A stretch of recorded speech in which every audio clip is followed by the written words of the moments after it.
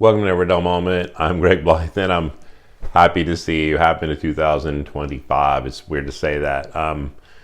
We've been busy as a family and doing things, but that doesn't mean we stop sharpening knives. And that is where I've always really had my focus and my love. So I took the time, even though it's cold, to redo a workspace, and it's still a work in progress. And I'm actually asking for your help. So this video is really about suggestions. First off, I want to show that that we're definitely doing a lot of work on the belt sander, and we have expandability. And we already did an episode on that. We did make an upgrade, so my wife will come in close.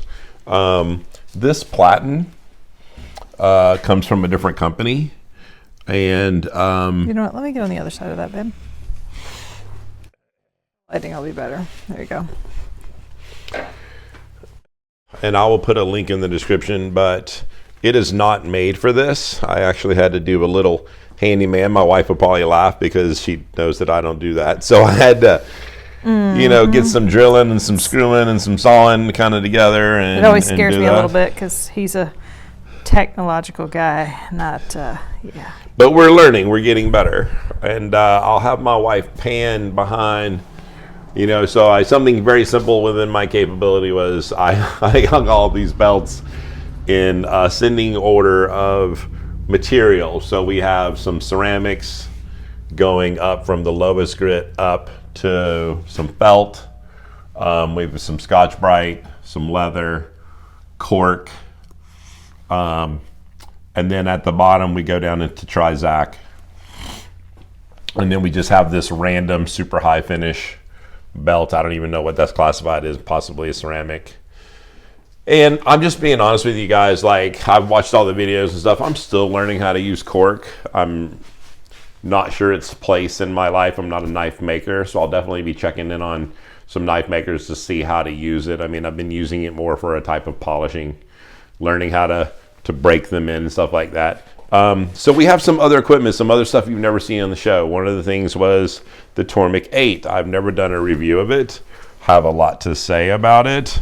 You might not think it's favorable, but for those of you who use it, and you can see that it's got a home here on this workstation, and you also see this Hikoki, this horizontal disc sander. So we've got the ability to add the water drain down to the bottom.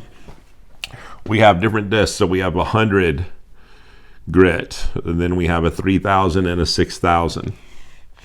So what I'm asking from you guys, and well, let me just, before I say anything else, I do need a workstation for stone. Okay, so whether, and it's going to be topic of discussion, I think this is going away. You guys are going to have a lot to say about it, but the people that I've talked to who really are in the business as far as productivity and moving and stuff like that, this has no place. And if you guys want to make an argument that it does have a place, please do. It is a precision machine that takes a lot of fine tuning to get a really great edge. I don't know that I want to spend that much time considering I get an incredible edge without all of that extra.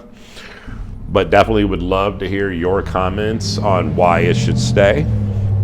Definitely enjoy having my belts handy for stropping.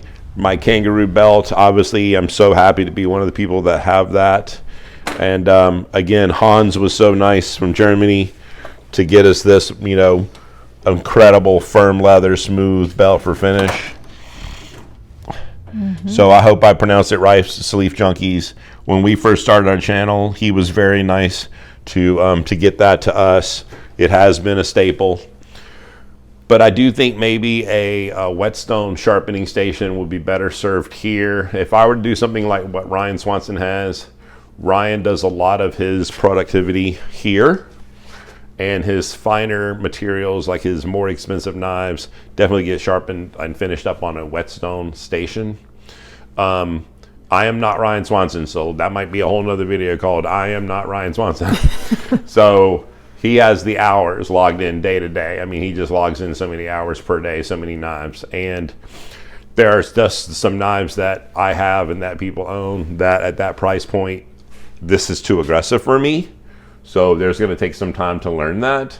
The whetstone is going to slow it down and allow me to do what I need to do. But please give me your inputs on what you would like to see here. And there is a fan. If you can't see By behind the him, way, there's okay, the gray. yep. Yeah. So there is a fan, and I did jump online and grab a respirator coming.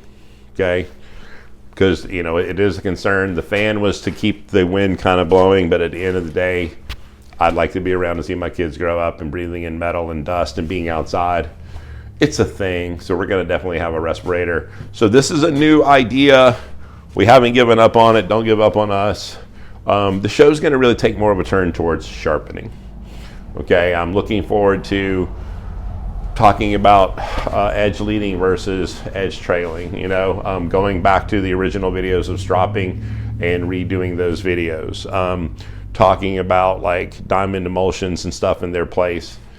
The importance of when to, when out to. People get stropping angles wrong and don't even realize like it's not just something you do at the end. Like it actually has a purpose. Sometimes when I'm doing a knife, I don't need to put it back on stone. I need to just do a strop. We're even do a video on to strop or not to strop. Some of the Japanese knife guys, especially Japanese whetstone, they would like you to not strop and just do everything on the stone. So there's plenty to talk about in the sharpening world.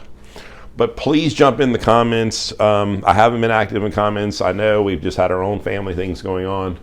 So, but I look forward to reading these in particular and hearing what do you want us to do here for workflow. And if you say this is all you need, I'm going to hear you. If you say this has got to go, or I would use this to do a final touch-up, or maybe only pull this out on certain types of steel or blades, or I'll leave you to your comment and I will look forward to reading them. So again, I hope you have a great new year. We appreciate you guys staying with us. We just looked up today and realized we crossed 12,000 subscribers. So Yep. thank you for the 12,000 subscribers. We appreciate you. Hopefully we look forward to bringing you not so dull moments in the future. Thanks for staying with us. God bless. Thanks.